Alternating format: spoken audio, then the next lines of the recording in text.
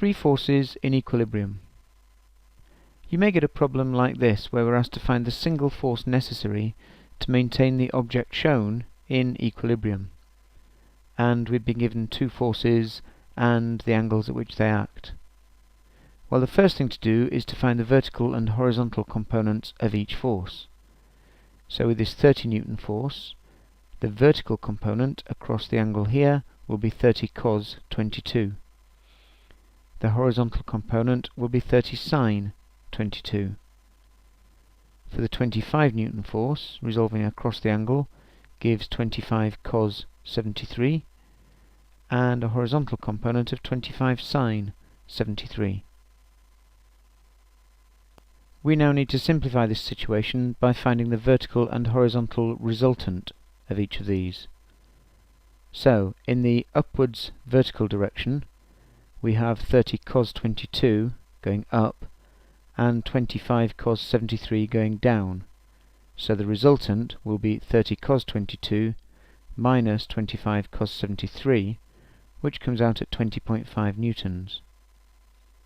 Our biggest horizontal force looks to be this one, so to the left we have 2573, to the right 30 sine 22, so we can resolve to the left and we get 2573 minus 30 sine 22, which comes out at 12.7 newtons.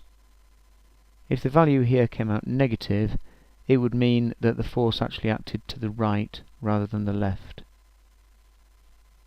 I've copied the relevant information from the previous slide here, and now what we need to do is join the arrows tip to tail.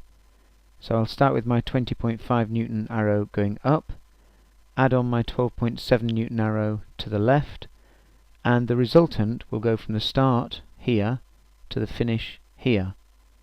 So this is my resultant force, which I'll label R.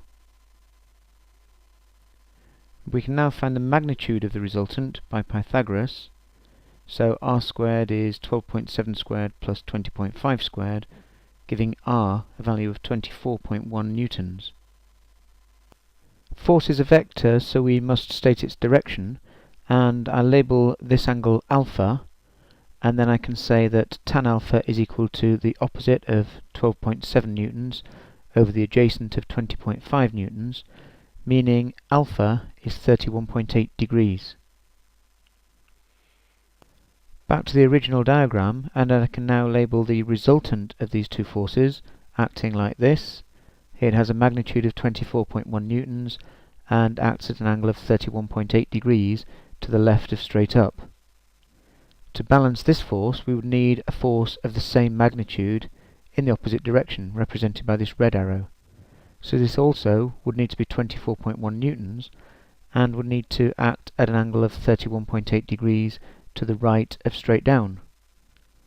So, to finally answer the question, I can say the force needed to maintain equilibrium will be 24.1 newtons at an angle of 31.8 degrees to the right of straight down.